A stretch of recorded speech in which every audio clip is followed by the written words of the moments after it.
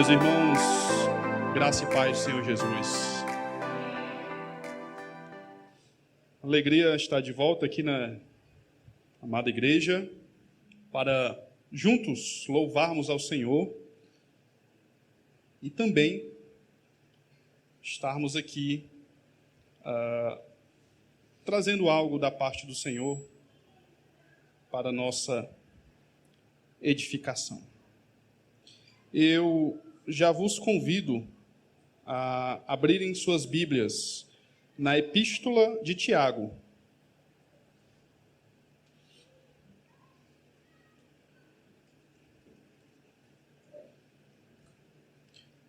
Epístola de Tiago, capítulo 1.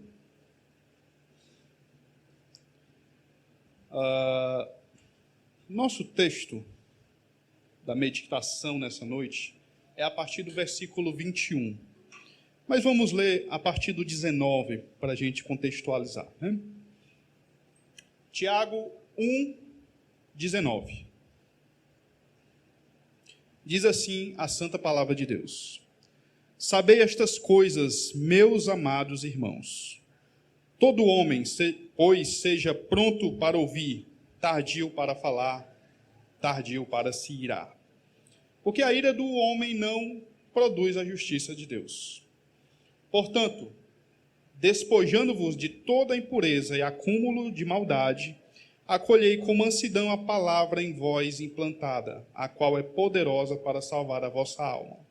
Tornai-vos, pois, praticantes da palavra e não somente ouvintes, enganando-vos a vós mesmos. Porque se alguém é ouvinte da palavra e não praticante, assemelha-se ao homem que contempla num espelho o seu rosto natural. Pois a si mesmo se contempla e se retira, e para logo se esquece de como era a sua aparência. Mas aquele que considera atentamente na lei perfeita, lei da liberdade, e nela persevera, não sendo ouvinte negligente, mas operoso praticante, esse será bem-aventurado no que realizar. Vamos orar mais uma vez? Altíssimo Deus, queremos te pedir, ó Pai, que o Senhor fale mais uma vez conosco. Eis-nos diante da tua igreja, que o Senhor possa operar poderosamente no meio do teu povo, através da tua palavra. O Senhor fale aos nossos corações, que o Senhor, ó Deus, traga consolo, exortação, que o Senhor, meu Deus, seja glorificado mais uma vez por meio da exposição da tua palavra, que a tua igreja seja edificada. Em nome de Cristo Jesus. Amém. Queridos irmãos, acredito que muitos de nós aqui já tivemos algum problema com a nossa imagem. É possível que, em certo momento da sua vida, você tenha se olhado no espelho e tenha se achado, talvez, magro demais, gordo demais, feio demais, quem sabe, né? Então, é possível que nós estejamos nessa luta contra a balança, e quando nós nos olhamos no espelho, nós acabamos não gostando muito daquilo que vemos. Mas o espelho, ele não é o vilão. O espelho, ele não tem culpa de mostrar a realidade. Se for um espelho normal, ele apenas vai mostrar aquilo que realmente somos. Agora imagine a seguinte cena. Eis que você está se arrumando para ir para uma festa. Coloque então aquela roupa que você mais gosta, mas chega à conclusão que essa roupa inexplicavelmente encolheu, não cabe mais em você. No momento em que você se olha no espelho, está ali os botões quase arrebentando, né? As costuras se esgarçando, a silhueta do corpo bem aparente, de uma maneira não muito agradável de se ver. E aí o que é que você pensa? preciso comprar roupas novas, né? Mas você gosta tanto dessa roupa que você decide sair com essa roupa a si mesmo. Você olha no espelho, fica um pouquinho incomodado com aquilo e diz: estou nem aí, eu vou a si mesmo. Com a roupa praticamente se rasgando, e você corre para aquela festa. Nessa situação hipotética, a roupa que está apertada, ela tem alguma culpa? O espelho que mostrou a realidade como você está, que a roupa não lhe serve mais, ele tem alguma culpa? Certamente nós responderemos não para ambas as perguntas. A roupa não tem culpa se nós engordamos. O espelho não tem culpa se ele está mostrando a realidade. Mas deixa eu perguntar uma coisa. Por que que nós agimos exatamente assim quando se trata do espelho da palavra de Deus, que mostra para a gente como a gente deve agir, mas a gente não age? Quando nós fazemos esse tipo de pergunta, corre o risco aqui de ser interpretado como moralista, um defensor do legalismo, mas de forma alguma eu quero trazer alguma exortação para que nós obedeçamos simplesmente por obedecer. De forma alguma.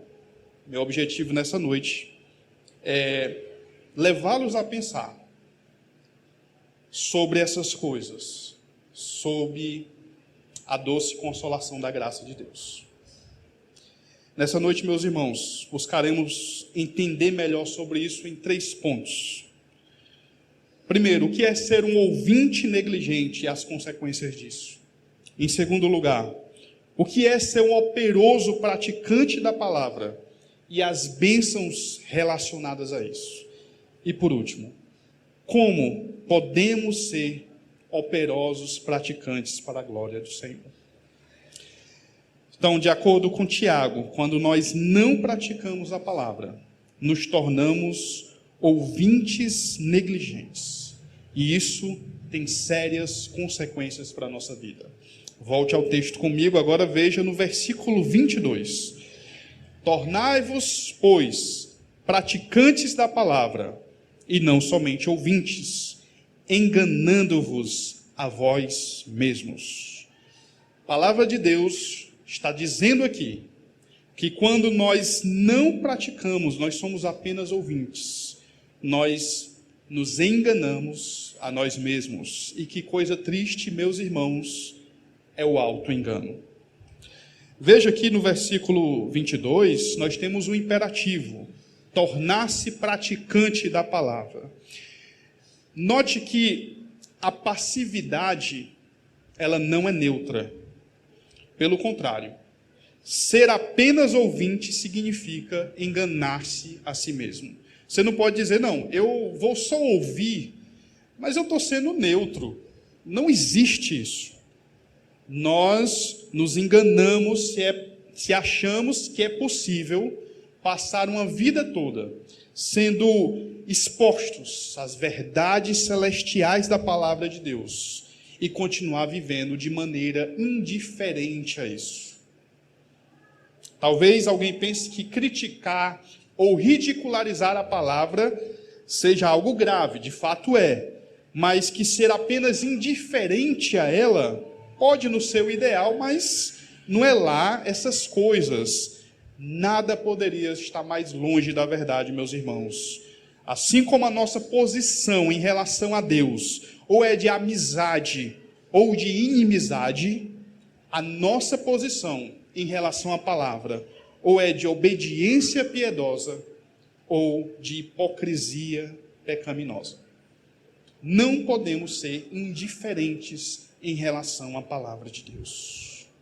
O Senhor Jesus, ele compara aquele que ouve as suas palavras e não as pratica como o homem insensato que constrói a sua casa sobre a areia.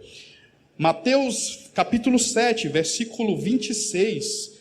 Se você quiser acompanhar, abra comigo a palavra do Senhor. Mateus 7, 26 diz assim: e todo aquele que ouve estas minhas palavras e não as pratica, será comparada a um homem insensato que edificou a sua casa sobre a areia. E caiu a chuva, transbordaram os rios, sopraram os ventos e deram com ímpeto contra aquela casa.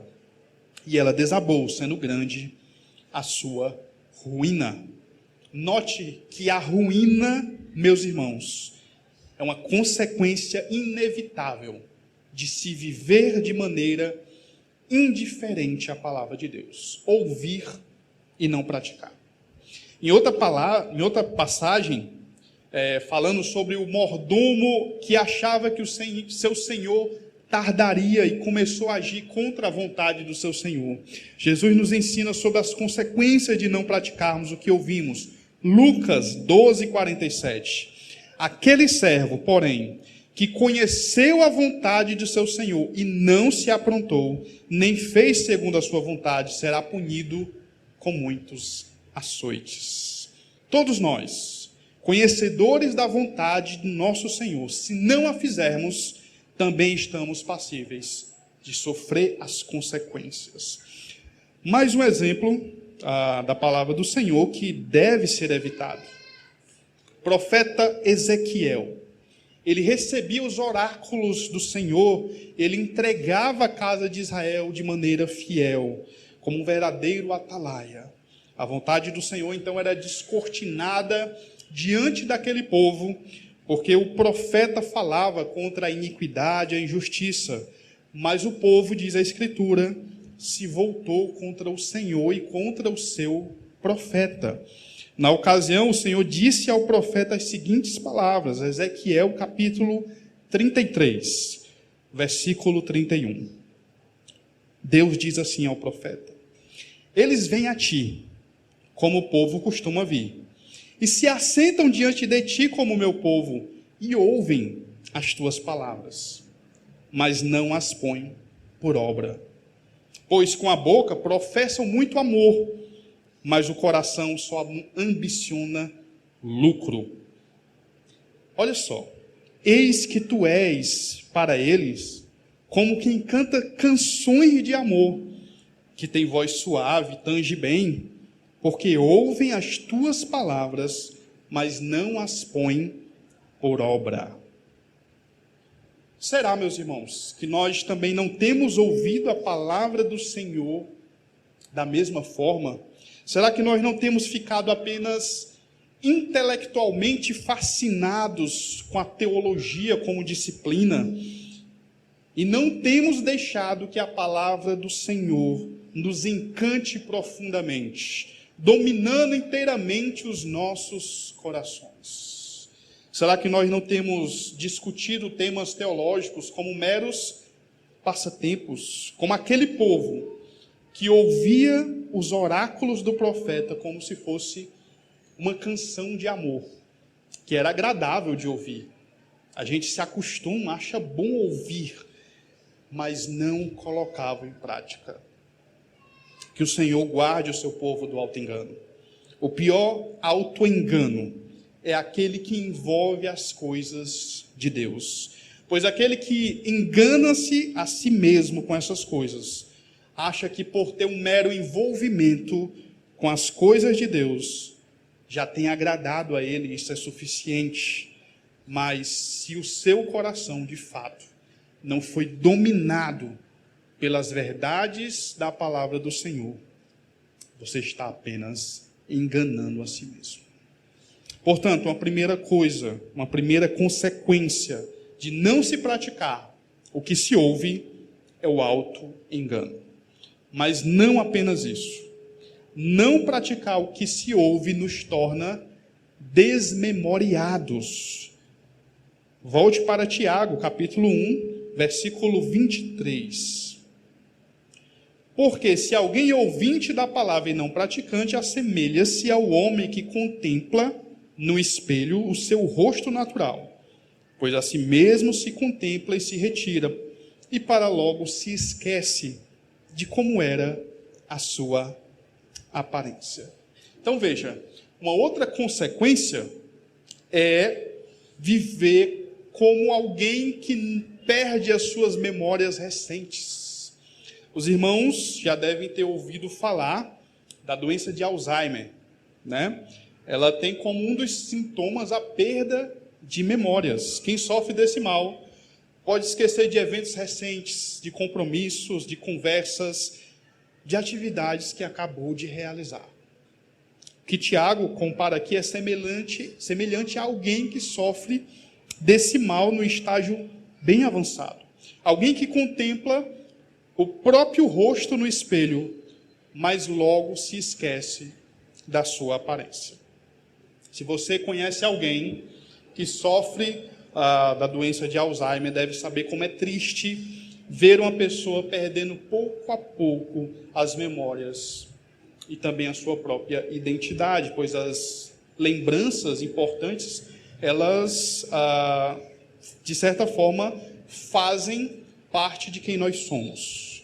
E veja, meus irmãos, conhecer a vontade de Deus e não praticá-la é como ir perdendo essas memórias recentes. Pois é como entender o caráter solene, o caráter urgente da palavra de Deus e logo em seguida sair como se nunca tivesse conhecido. É também como se colocar diante de um espelho e perceber que a roupa está rasgada, mas sair de casa como se não tivesse nada de errado nisso. O espelho aqui, meus irmãos, é a palavra de Deus, que nos mostra a real condição das nossas almas. É ela quem revela os segredos do coração do homem. A palavra do Senhor, fielmente pregada, ela desnuda nossa alma, ela tem a capacidade de penetrar no âmago do nosso ser e nos mostrar tudo aquilo que precisa ser mudado em nós. Ela é o espelho. E quando nós contemplamos a nós mesmos nesse espelho, não podemos nos esquecer rapidamente do que ele mostra, pois senão, além de hipócritas, que enganamos a nós mesmos, nós seremos desmemoriados. Nós precisamos ser curados desse mal. Portanto, o auto-engano e a amnésia espiritual, podemos dizer assim, são as consequências de sermos ouvintes negligentes. Mas a antítese do ouvinte negligente é o operoso praticante. Em segundo lugar, meus irmãos, como vimos no nosso texto, precisamos ser operosos praticantes. Veja, versículo 25, Tiago 1:25. Mas aquele que considera atentamente na lei perfeita, lei da liberdade, e nela persevera, não sendo ouvinte negligente, mas operoso praticante, esse será bem-aventurado no que realizar. Eu gostaria de chamar a atenção dos irmãos para algo aqui. Veja novamente que o operoso praticante, ele atenta para a lei da liberdade, a lei perfeita de Deus. Certamente, meus irmãos, Tiago não está considerando aqui o aspecto externo da lei, mas o seu aspecto interno, aquilo que o salmista contemplou e declarou a beleza e perfeição no Salmo 19. Apesar de Tiago ser um judeu, certamente a palavra lei na boca de um judeu nos remete diretamente à lei de Moisés. Mas a expressão lei perfeita certamente vai além do mero aspecto externo da lei. A ideia aqui é que os mandamentos, eles devem ser vistos à luz do cumprimento que Cristo deu à lei. Assim sendo, essa lei perfeita é o seu âmago, é o aspecto mais profundo e interior da vontade de Deus.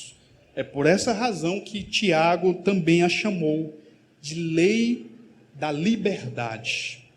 Quando nós compreendemos a lei de Deus, como Davi compreendeu lá no Salmo 19, nós veremos que ao invés da lei ser uma camisa de força, algo que nos impede de sermos livres, de desfrutarmos dos prazeres, nós a veremos como ela realmente é. Ela é a fonte da verdadeira liberdade. Meus irmãos, quando nós finalmente nos tornamos praticantes da palavra de Deus, nós somos libertos do pecado que nos impede de viver a verdadeira liberdade. O Senhor Jesus declarou que é o pecado que nos escraviza, que somente nele nós temos a liberdade plena. Não foi isso que ele disse em João 8,34? Em verdade vos digo, todo que comete pecado é escravo do pecado. No versículo 36 ele diz: se, pois, o Filho vos libertar, então verdadeiramente sereis livres. E o Filho, ele usa a sua palavra poderosa para nos libertar, a fim de nós vivermos somente para ele. Nós só podemos nos considerar verdadeiramente livres quando obedecemos a palavra de Deus, não por uma pressão externa, mas quando ele mesmo desfaz todas as amarras do pecado, e então nós passamos a amar a sua lei, a desejá-la, como o salmista, dizer que ela é boa, perfeita e agradável, e nós queremos viver sobre ela a verdadeira lei, a lei da liberdade. Você que está aqui nessa noite, você é verdadeiramente livre para amar a palavra de Deus? O Senhor já te libertou das amarras do pecado para desfrutar dessa verdadeira liberdade, a liberdade que te coloca em submissão à lei, a lei perfeita de Deus revelada na Escritura. O crente, meus irmãos, ele foi liberto pelo Filho, ele se rende em obediência, tendo prazer na lei do Senhor, e nessa lei ele medita de dia e de noite. O dia e noite aqui remete à constância, à continuidade nesse meditar, ou seja, ele atenta e persevera nessa lei. E é por essa razão, meus irmãos, que nós precisamos perseverar na palavra como operosos praticantes. Mas não apenas isso. Quando nós nos tornamos praticantes, há uma bem-aventurança. Volte novamente ao versículo 25. Aquele que considera atentamente na lei perfeita, lei da liberdade, e nela persevera, não sendo ouvinte negligente, mas operoso praticante, veja, esse será bem-aventurado no que realizar. Se existem consequências negativas para o ouvinte negligente, também há consequências positivas para o operoso praticante.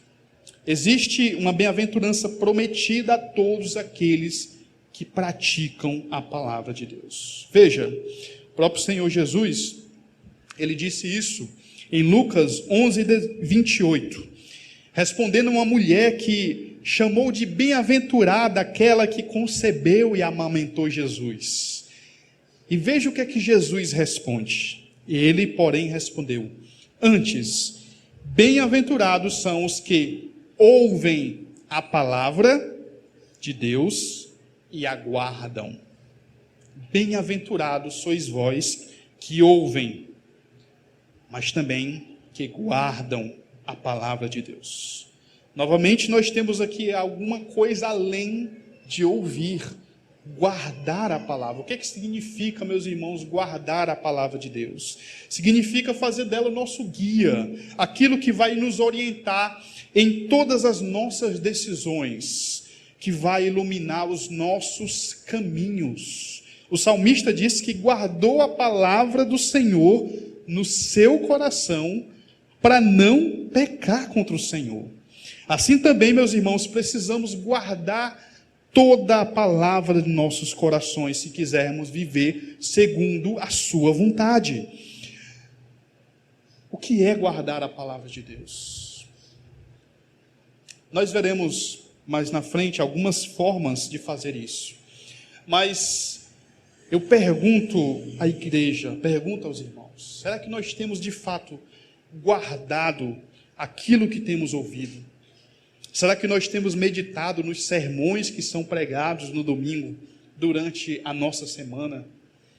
Será que isso tem martelado em nosso coração? Ou quando nós saímos dessas paredes, por essas portas, aquilo já não tem mais nenhum efeito sobre a nossa vida?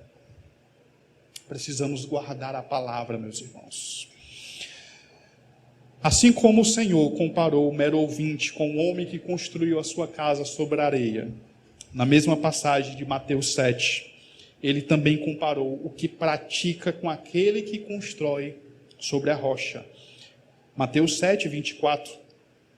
Todo aquele, pois, que ouve estas minhas palavras e as pratica, será comparado a um homem prudente, que edificou a sua casa sobre a rocha. Caiu a chuva, transbordaram os rios, sopraram os ventos e deram com ímpeto contra aquela casa, que não caiu, porque fora edificada sobre a rocha.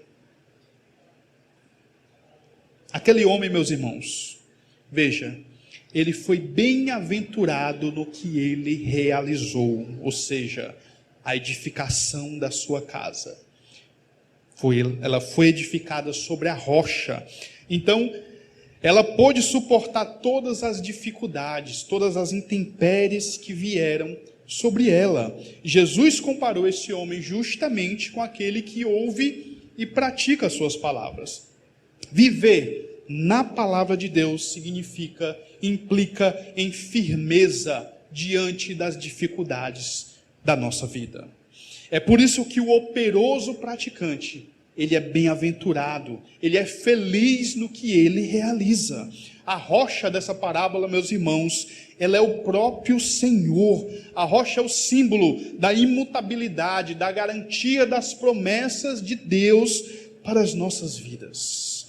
Diante das incertezas, diante da instabilidade desse mundo, nós temos estabilidade garantida na palavra de Deus. E eu lhe pergunto, meus irmãos, onde você tem ancorado a sua felicidade? Onde está a sua segurança? É na sua poupança?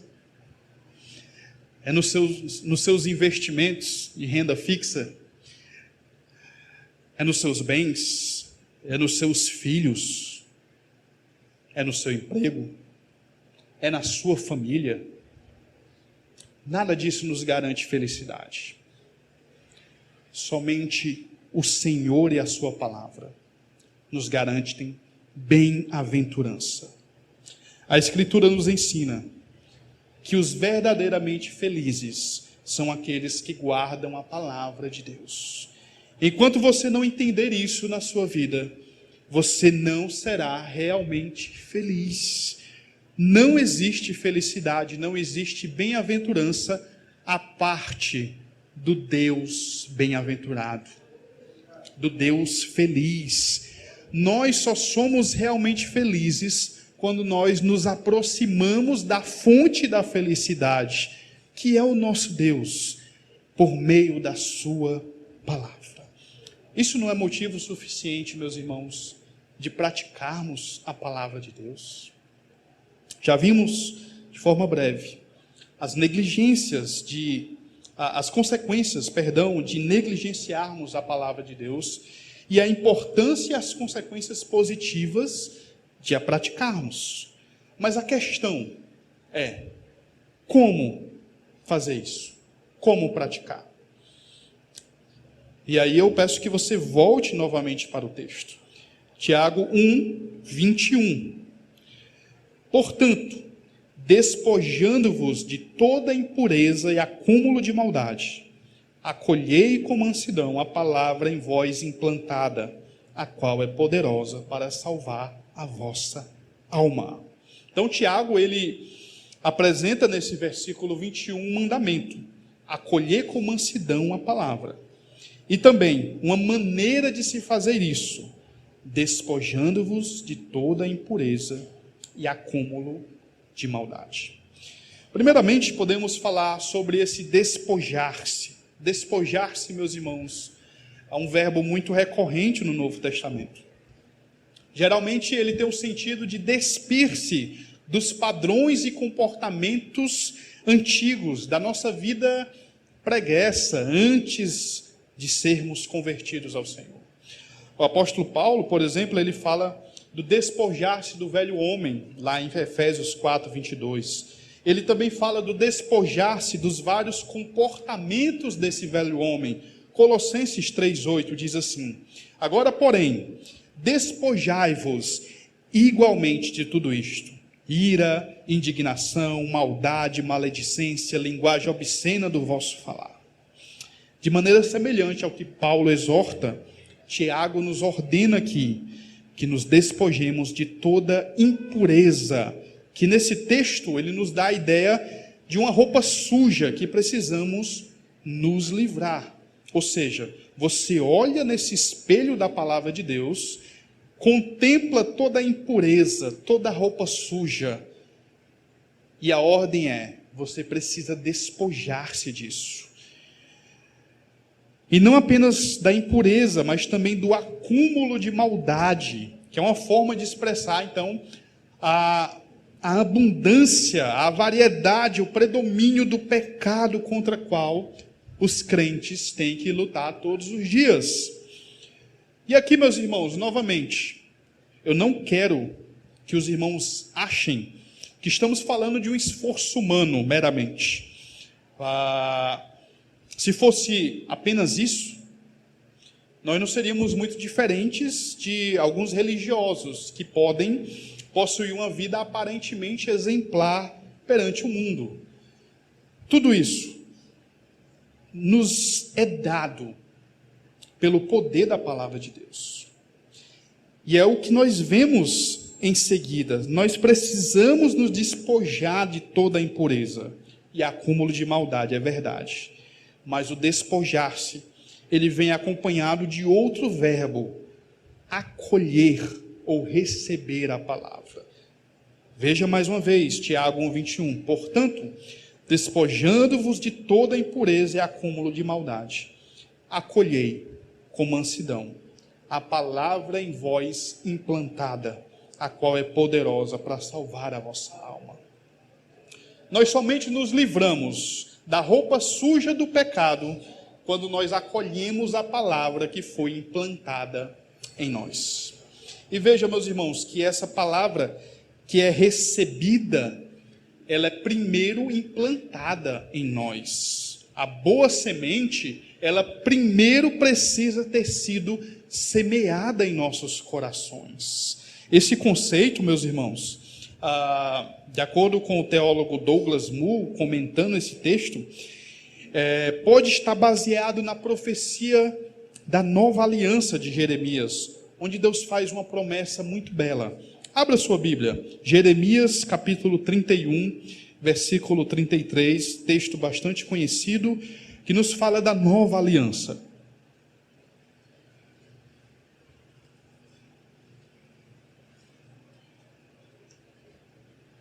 Jeremias 31, versículo 33. Porque esta é a aliança que firmarei com a casa de Israel depois daqueles dias, diz o Senhor. Veja, na mente lhes imprimirei as minhas leis, também no coração lhas inscreverei. Eu serei o seu Deus, e eles serão o meu povo. Veja que os crentes da nova aliança, que somos nós, as leis do Senhor, elas foram impressas em nossas mentes e inscritas em nossos corações. Por nós mesmos, é o que está escrito aqui? Não, meus irmãos. Elas foram inscritas, elas foram impressas pelo próprio Deus. É uma obra que pertence exclusivamente a Ele. Se você é um crente, você teve a palavra implantada em seu coração, quando foi regenerado pelo Espírito Santo. Então veja que, se você já nasceu de novo, essa palavra foi implantada em você. Mas agora, é preciso que você acolha essa palavra, que a receba com autoridade, como diretriz para a sua vida. É necessário que você aceite os preceitos da palavra de Deus como obrigatórios, como algo que de fato rege a sua vida, que você possa se submeter a essa palavra que já foi implantada em seu coração. Acolher com mansidão a palavra que foi implantada. E aí, meus irmãos, será que nós temos acolhido com mansidão essa palavra? Se é que ela foi de fato implantada em nosso coração. Será que você e eu temos acolhido essa palavra, nos despojando de toda impureza e acúmulo de maldade? Será que nós temos praticado o que nós lemos? E daí você pode perguntar: como, meu irmão, posso acolher com mansidão essa palavra? Como posso aplicá-la corretamente na minha vida? Eu gostaria, meus irmãos, de ajudá-los com algumas preciosas recomendações. Essas recomendações eu tirei do livro que eu recomendo muito para os irmãos, o livro Vivendo na Palavra, dos autores Howard e William Hendricks. Um livro excelente, da editora Batista Regular, se não me engano. Esses autores, eles apresentam 9 perguntas que devemos nos fazer quando nós ouvimos ou lemos a palavra do Senhor, para que de fato nós nos tornemos operosos praticantes. A primeira: há um exemplo a ser seguido. A Bíblia possui inúmeras histórias, notas biográficas, para que as verdades que são ensinadas se tornem mais vivas para nós. Quando nós vemos uma verdade por meio de uma narrativa, aquele relato se torna mais vívido para nós. Nós podemos e devemos olhar essas histórias e procurar os exemplos a serem seguidos. Em segundo lugar, há pecados a se evitar? A palavra de Deus é um espelho que nos mostra a nossa real situação. Quando ela nos mostra a nossa miséria, o nosso estado de queda, e nos mostra o padrão perfeito de Deus que está na sua lei, nós nos sentimos motivados a evitar esses pecados? Há pecados a se evitar quando ela nos mostra, quando ela nos ilumina? É algo que nós precisamos de fato atentar.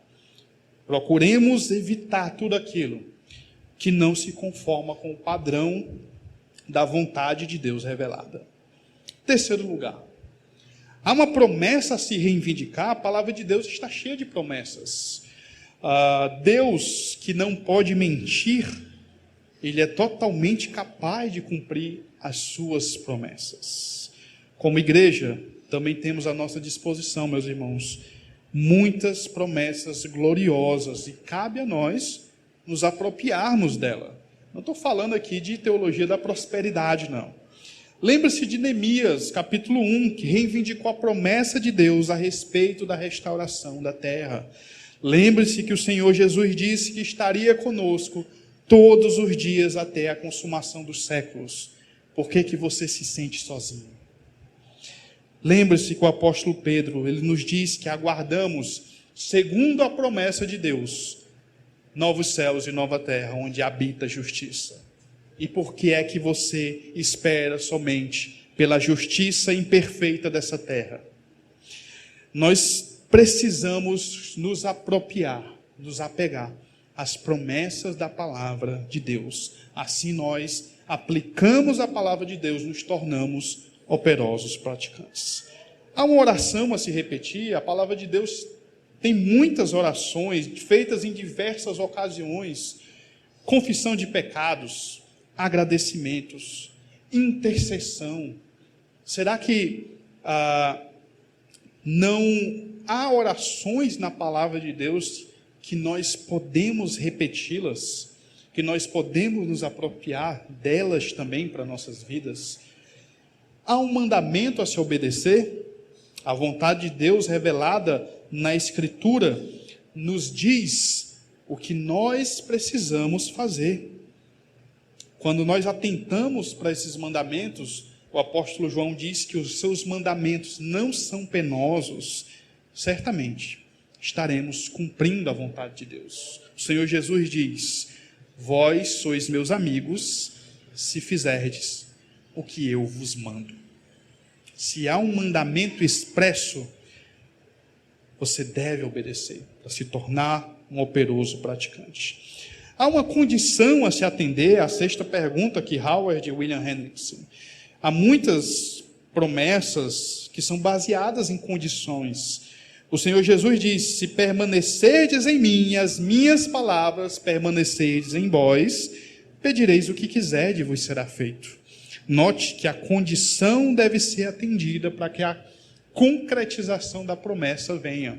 Ora, se eu estou em Cristo e as palavras de Deus estão em mim, não haverá nenhum pedido meu que não se conforme à vontade dele e que ele não faça. Sétimo, há um versículo a se memorizar. Certamente, meus irmãos, todos os versículos da Escritura podem ser memorizados, mas alguns ganham mais significado para nós. Esses versículos, eles devem ser memorizados, rememorados constantemente, trazidos à mente nas mais diversas situações da vida. Guardar a palavra de Deus no coração ganha uma dimensão muito mais palpável quando nós também guardamos na nossa mente. Será que nós, diante das dificuldades, nós trazemos à mente os versículos da palavra de Deus? Conta-se que o puritano John Bunyan, que escreveu O Peregrino, ele era tão encharcado com a palavra de Deus que os seus biógrafos dizem que se furassem John Bunyan, em vez de sangue, sairiam versículos. De tanto que ele tinha a mente tomada pela Escritura. Será que nós temos nos esforçado de memorizar versículos, memorizar textos que possam ser trazidos à memória, que possam ser trazidos à lembrança em diversas situações da nossa vida? Em oitavo, há um erro a se notar. Quando investigamos a palavra de Deus, podemos nos perguntar: que doutrinas e verdades essa passagem está ensinando? Que erros teológicos essa passagem expõe? Que mudanças de pensamento eu preciso fazer para conformar esses pensamentos ao que a Escritura ensina? Quando nós notamos, meus irmãos, que há algo errado na nossa cosmovisão, em nossas concepções teológicas, nós precisamos nos render ao que a palavra de Deus diz. É possível, meus irmãos, que nós tenhamos concepções erradas, que nós nos apegamos por força da tradição, por causa de algum documento, algum documento histórico, às vezes por razões afetivas. Eu aprendi assim de uma pessoa que eu gosto, mas se está errado e a Escritura denuncia, nós precisamos nos submeter ao crivo da Escritura e corrigir. E em nono, há um desafio a se enfrentar. Muitas vezes nós somos confrontados com o Espírito Santo quando nós estudamos, quando nós ouvimos a pregação da palavra de Deus. Talvez seja um relacionamento que precisa ser restaurado. Talvez seja um pedido de perdão que precisa ser feito. Talvez você precise abandonar a prática de alguma coisa. Talvez seja necessário criar um hábito. Será que o Espírito Santo o tem desafiado a fazer certas coisas e a gente tem resistido? Veja, meus irmãos, essas perguntas, elas não são uma receita de bolo. que nós podemos seguir o passo a passo de forma pragmática, mas elas nos ajudam a pensar maneiras de aplicarmos melhor o texto que é lido, a palavra que é pregada para nós. Mas nós não podemos esquecer que nós dependemos de Deus em todas essas coisas. Precisamos confiar que Deus, Ele é o principal interessado para que você se torne um operoso praticante. Você precisa pedir ao Senhor graça para que isso seja um fato em sua vida, para que as respostas a essas perguntas sejam de fato aplicadas na sua vida.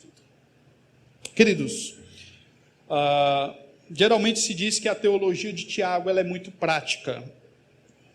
E nessa pequena perícope que nós acabamos de estudar, a gente pode constatar isso. Mas veja, o fato dela ser prática, como eu já disse, não significa que ela é pragmática.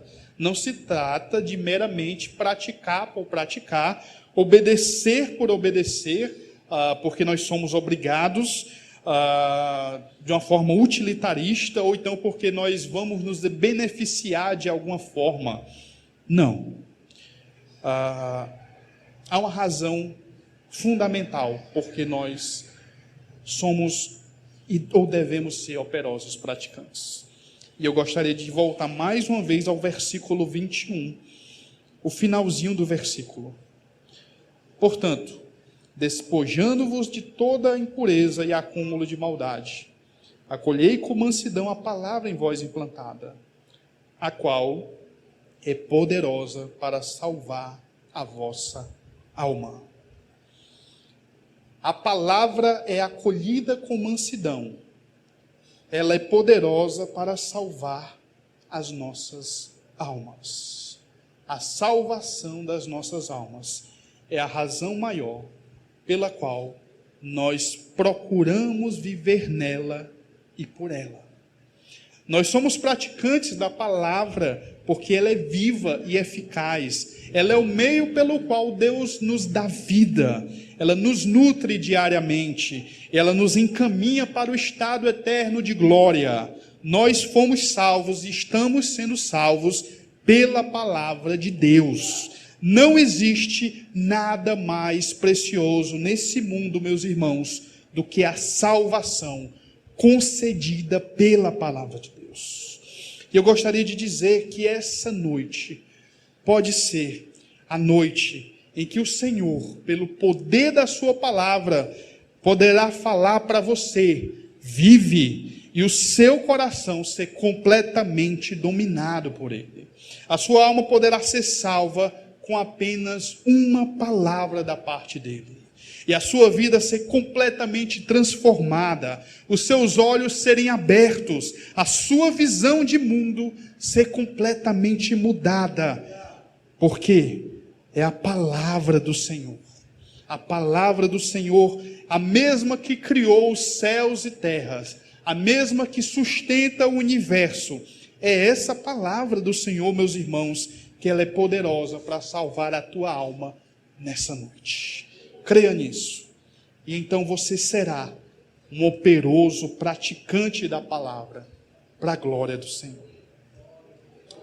E da próxima vez que você se colocar diante do espelho, e ele mostrar algo de errado na sua vida, ao invés de simplesmente ir embora e esquecer de tudo, você poderá clamar ao Senhor que o ajude a acolher com mansidão a sua palavra, para que nesse espelho você não apenas contemple os seus próprios pecados, mas também possa ver refletido o brilho da justiça de Cristo em sua vida, e esse brilho ilumine todo o seu ser. Senhor Jesus, somos gratos pelo poder da tua palavra. Tua palavra, Pai, que fez céus e terras. Tua palavra, meu Deus, que sustenta esse universo. A tua palavra, Deus, que é poderosa para salvar a nossa alma, Pai. Obrigado pela tua palavra, Deus, que nos concedeu vida, Pai. Estamos aqui reunidos porque o Senhor vive, o Senhor reina dos mais altos céus. Obrigado, Pai, pela tua palavra poderosa. Nos dá graça, Senhor, para que não sejamos ouvintes negligentes, mas praticantes operosos, para a glória do Senhor. Nos ajuda a aplicar a tua palavra todos os dias da nossa vida, em nome de Cristo Jesus.